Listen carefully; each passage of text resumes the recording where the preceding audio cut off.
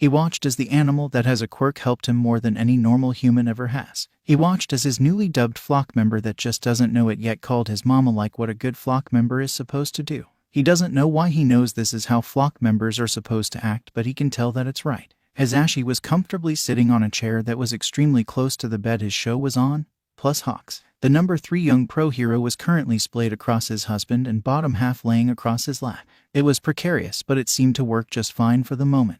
Sho was somewhat asleep, somewhat not asleep because that's just how he is, but it's also the fact that after learning about his student that risked his life to save him is most likely 100% being abused at home and he can't go along as just eating him up on the inside. Hazashi understands how his tired cat wants to be there for his problem child, which will probably become his real problem child. But what would the little guy think after his teacher went after him in this condition? He can barely move his arms, let alone his legs. The poor Ayas will probably make it seem like his own fault in his mind, and they can't have that. Hazashi was currently on his phone looking at his Twitter page. It's shocking how long this website has been running. He's scrolling through his alt, and he's just so fucking tempted to post the pictures he took of Hawks and Sho. Sho would kill him, even though no one knows what he looks like, and even if they did they can't tell with all the bandages on his face. Hazashi would also make sure his face was covered and try to find a way to edit out Hawk's wings. He can do that, he thinks. The train of thought was quickly derailed by his phone suddenly ringing. Hazashi quickly turns off his sound and looks over to the two that should be asleep and is welcomed with a very familiar glare. Really, Hazashi looks down as he should have turned off his sound by now because he knows how Shouta wakes up really easily, but he just forgot. He flashes some kitten eyes at him and gets a sigh in return. I don't really care about my sleep. Shut up, you know I never sleep right to begin with, and that's not going to change just because I'm in the hospital, Sho said matter-of-factly, keeping his voice closer to a whisper. They both froze when Hawks started to shift around a bit, but luckily he didn't wake up. They then had twice the luck as Hawks let out a sleepy, quiet, and very cute trill as he nuzzled his head further into Sho's chest. It just warmed Hazashi's heart and made him want to squeal with just how cute that fucking was. Zashi, I swear to God. You better stay quiet, but back on topic. Sho talked after Hawks stopped moving completely. Hawks has been, to my knowledge, not sleeping. Like at all. I know that it's not weird to see a pro go at least one day without sleep, but he's still young. Zashi. He was about to open his mouth to comment on how much of a dad his husband is at times, but was shut up by the soft and slightly hurt-sounding voice. Zash, he's only 22. No one knows anything about him. Name, family, past, his life in general. He's always working non-stop, and not to mention the fact that how many pros think he was trained by the commission. He doesn't hide, and if you asked he would say he was trained by them, but that's it. Why do we know nothing of him? Zash? Fucking nothing. After those last words left Shouta's mouth, he looked up to the ceiling, and Hazashi knows he's right. The youngest to ever go pro and then rise the ranks that fast. That goes beyond any training he's ever seen. Hazashi shacked his head a bit and looked down to his phone and noticed he had a missed call from Nedzu off VZZT.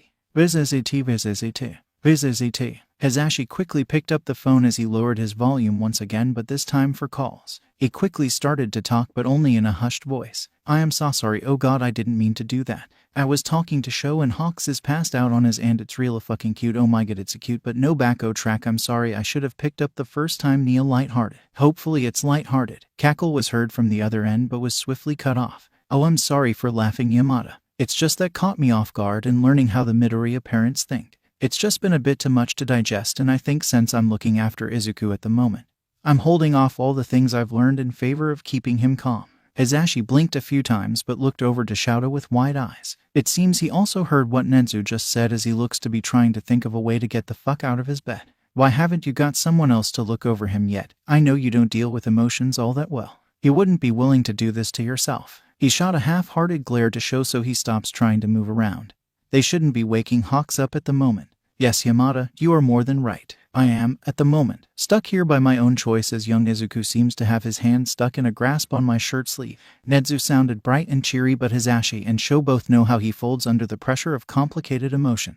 He can deal with them, yes, but helping fix them is a no-go. Nedzu follows the book too much when it comes to those, and there are so many conclusions to trauma that it's extremely hard to find what trauma response the person will have to a situation. Now if Nedzu knows the person personally and in depth enough, he doesn't have to worry about that because he would already have the most common route someone will react with. That sometimes still doesn't work because again trauma response can sometimes just be so different from the person themselves. He does know how to handle basically all of the staff because we all see him as extremely safe, so we go to him when we feel like everything and everyone is dangerous. There were some times when both him and Sho would have memories of Aburo, replacing him with others they knew and seeing them die instead or with him. One time both of them thought Nezu died in their dreams that they both refused to leave his office or the room he was in, following him around like ducklings all the while or until they finally calmed down enough. Nezu just knows how all the staff will act on any occasions. He made sure to know so everyone is safe and happy. That is one of the main ways to tell he actually cares about you. It's okay Nezu, just think about how Hawks treated him and try to use that as a base. Hazashi was slowly trying to lift Hawks' legs off his lap, but he will most likely wake up after this. Izuku has stated that he will be able to let me go after Hawks gets here, most likely to help calm him down more. He's jumping and getting ready to attack at any noise he hears, and there is a lot of noise happening right now. He can hear the slight strain in the happy tone. Hazashi needs to get over to that hellhole since yesterday.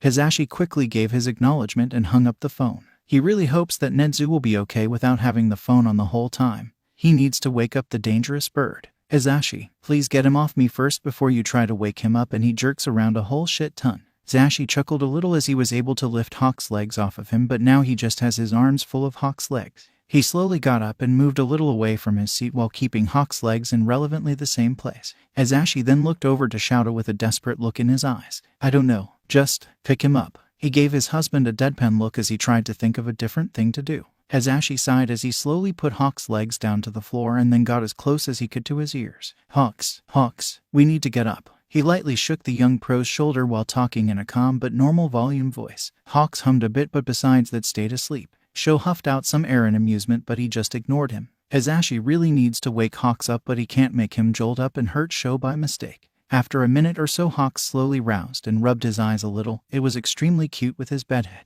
God, he's taking a picture. After Hawks forces himself to get off Sho and sit on the floor looking a little out of it, Hazashi decided it was best to tell him as soon as possible. Hawks, hey bud, can you hear what I'm saying, or is it a little fuzz cause you were asleep for a bit there? He got a short but sloppy nod back as Hawks slightly stretched his wings. This is going to put you on edge and you are probably going to shoot out of here as soon as I'm done talking, but you need to listen till the end, okay? That seemed to make Hawks wake a little more, but he was obviously still blurry eyes from just waking up.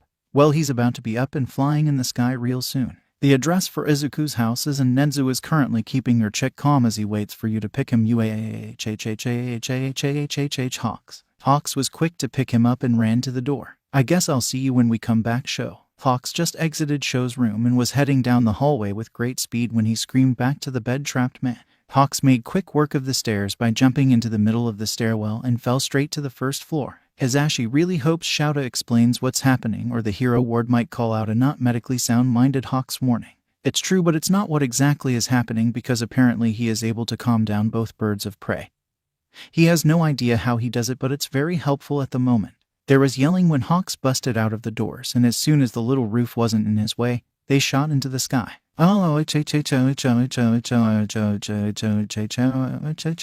Hazashi screamed but laughed hysterically at the fact of suddenly being so high in the sky. He desperately gripped onto Hawks as they continued to fly at top speed. God, was this what he dealt with flying all the time? He had to keep his eyes closed most of the time they were on their way to the Midoriya residence. They started to slow down a little and Hazashi was finally able to open his eyes to look around them. They seemed to be near where the Midoriya house was because of how far spread apart the homes were getting. The lights from the houses helped a whole lot too. It was getting pretty dark outside with the moon only being a crescent.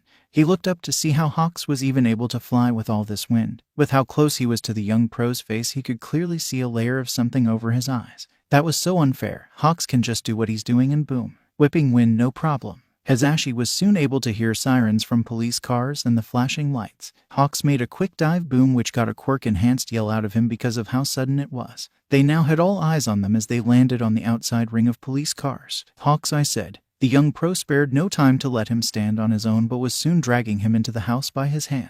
That you should have waited till I was done talking. I'm glad I gave the address first now. Hawks made his way to the door, officers backing off as the screaming from some women in the distance could be heard. I did what I had to do to make sure that monster was a hum. Hazashi couldn't hear the rest as they both went further into the house, Hawks ignoring everyone as if they didn't exist at all. Yama, hey, do you need Rock Lock to get some medics, or are you sure you're okay? He was able to hear Tensei talking as they finally started to go up the stairs. Hazashi didn't even know he was in the area. His head whipped around quick enough to catch a glimpse of Nem sitting on the ground as Ten helped her with something.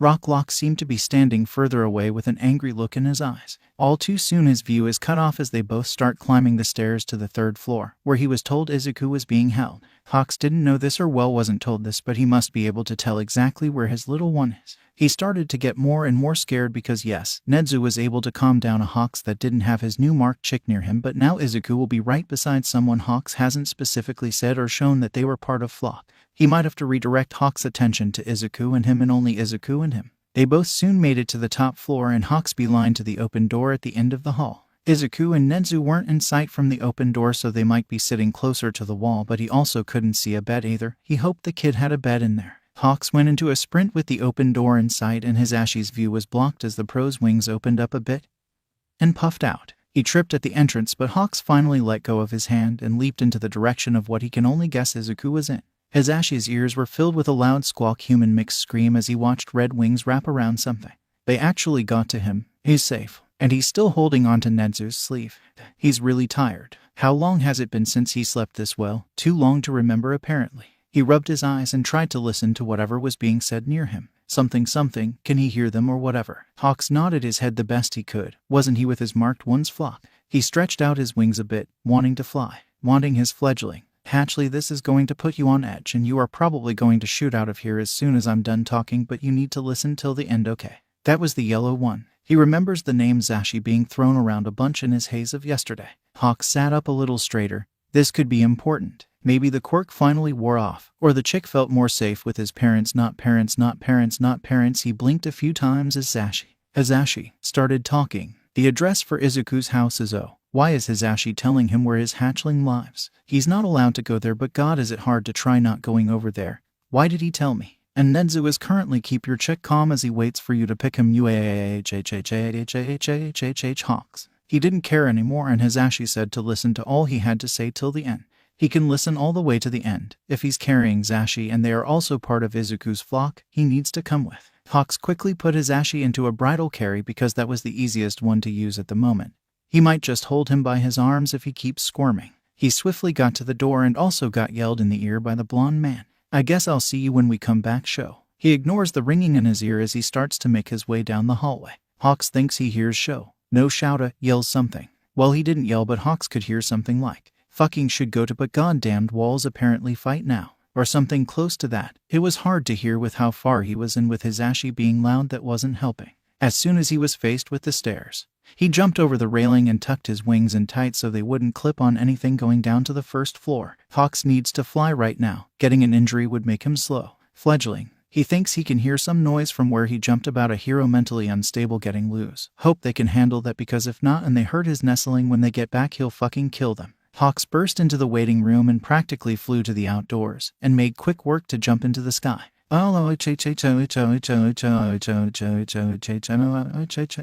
The blonde he was carrying started to scream but laugh at the same time, wind blowing in his ears as he didn't have his headphones on. It was a little hard to hear, but with how close his Ashi was, it sounded somewhat like a normal talking level of noise. Hawks felt hands grip his shoulders and jacket. He hadn't taken off because the fledgling used it once and it smelled like him, for dear life. As if Hawks would drop a flock member out of the sky. He never would, never. He flew as fast as he could in the direction that would be his nestling's home prison. He needs his chick, his fledgling, nestling, marked 1. Hawks saw some flashing lights in the far distance and slowed down a bit, hurting his ankle when landing would be done. He looked down for a brief moment to make sure Hisashi was okay. Needed to stay awake, needed to stay focused and think, and had to think, not just act on instinct. The blonde seemed to be trying to see where they were, almost to his fledgling. It's dark out, but not too bad. The lights helped guide him to his marked 1 faster. He tried to stay calm, but soon he was making a dive boom to where they were going to land.